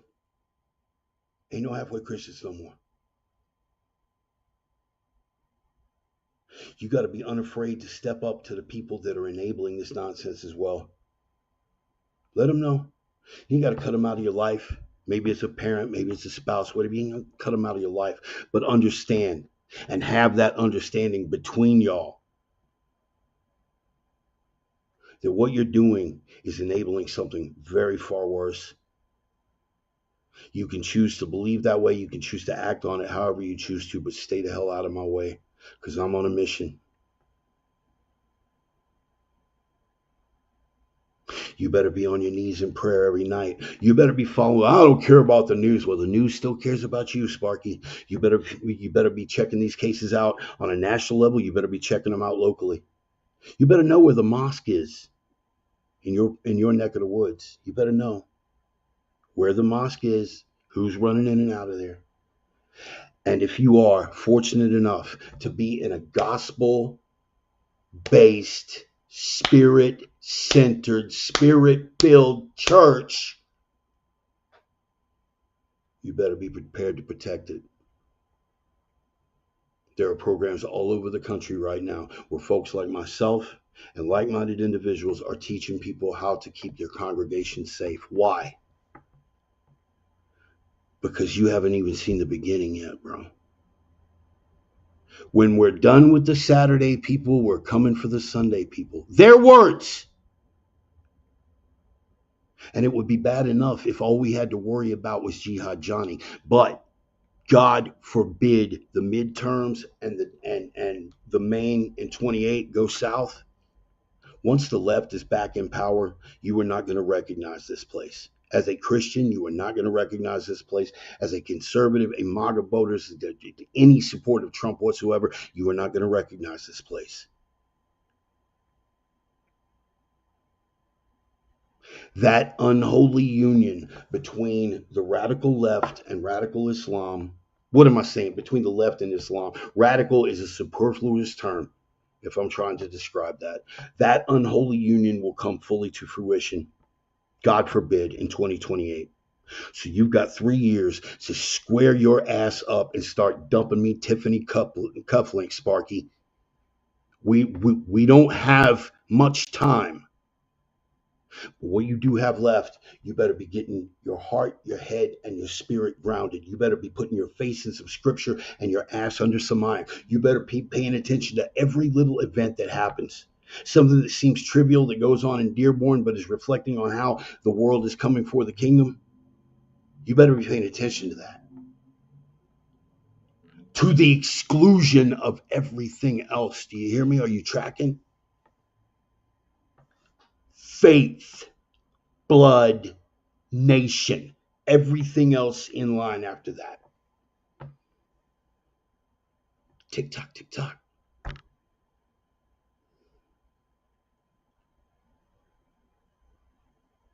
They have no fear of spewing their bile because they know that the whole world has got their back. Every institution, from entertainment to the LGBT crowd that should, based on their doctrine, hate and fear them, but they love them. They've got every institution on their side. They've got the power of the legacy media on their side. They've got a billion whining white liberal women on their side talking about how tolerant we've got to be. Can't wait for that cultural enrichment. They spew that bile because they've got nothing to worry about. You don't have that luxury, so you got to find an even deeper place of courage. Because to spew a simple truth now is to fly in the face of a world that is run by the father of lies. You guys tracking? Let me roll that through again. To spit a simple truth now is to fly in the face of an entire world that is run by the father of lies. Orwell, in a time of deceit, telling the truth is a revolutionary act. Yes. It is a revolution on behalf of your culture. It is a revolution on behalf of your blood, of your people, and of your faith. To tell a simple truth in a time of deceit is a revolutionary act. So step your ass up and be a revolutionary for your faith and for the kingdom. They are playing the long game. As a result of that, we are behind the eight ball. So we don't get to play the long game. We got to play the strong game. Find that strength in a world full of weakness. Hashtag number 3. Live the 3, baby. Find that strength.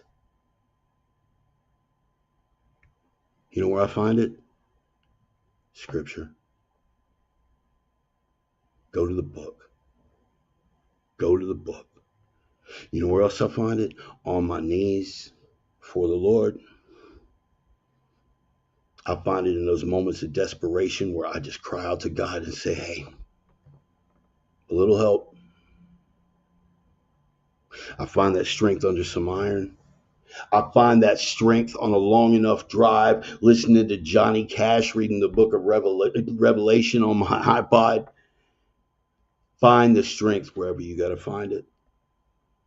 Going into next year, there are some things that are going to be going on.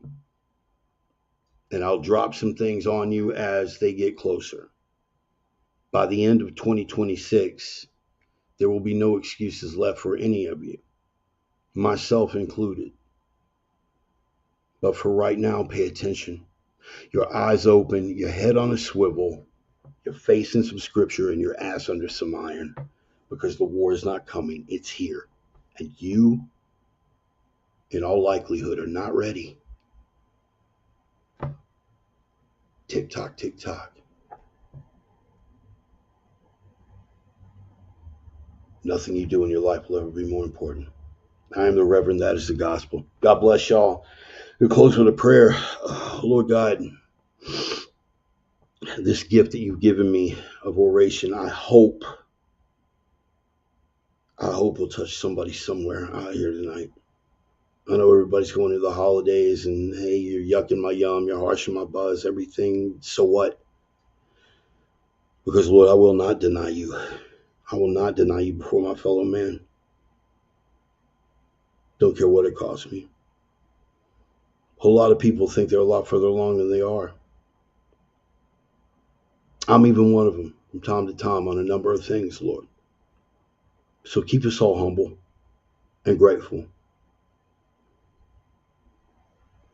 But when these people are hitting their knees and they're praying for that discernment, don't give them an out, Lord.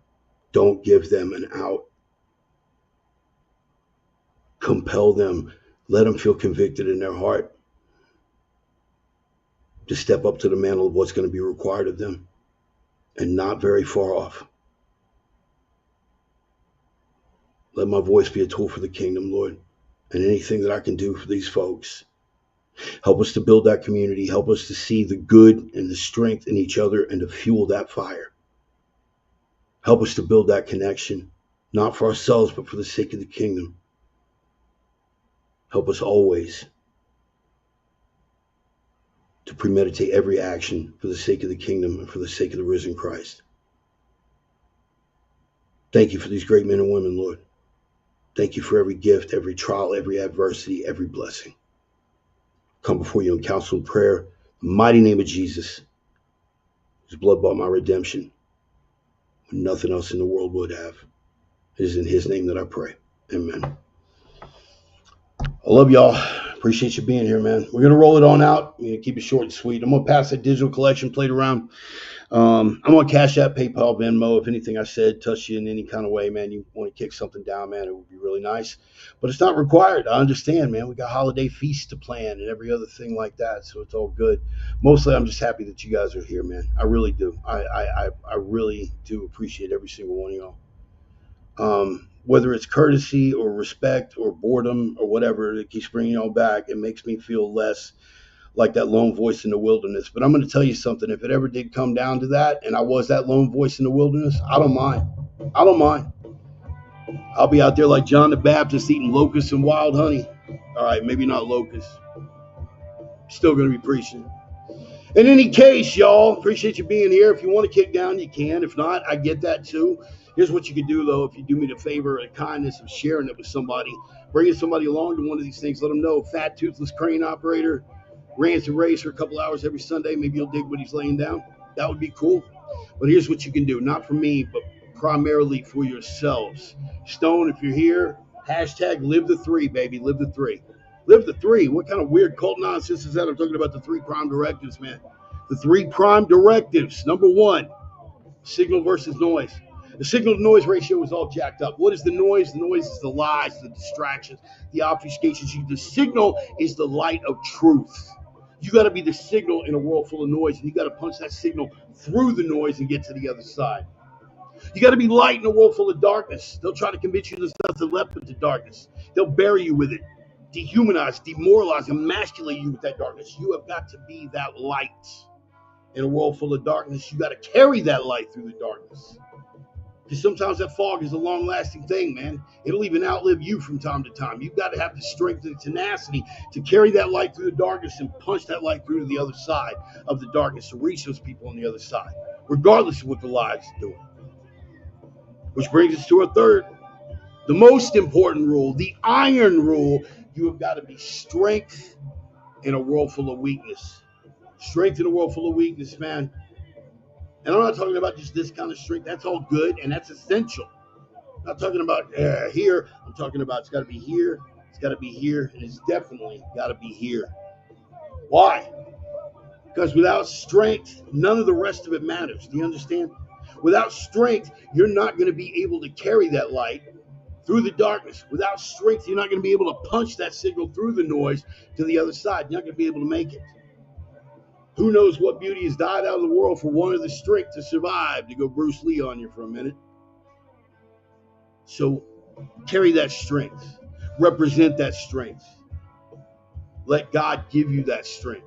When you hit your knees at night, and you better be hitting your knees at night, pray for that strength.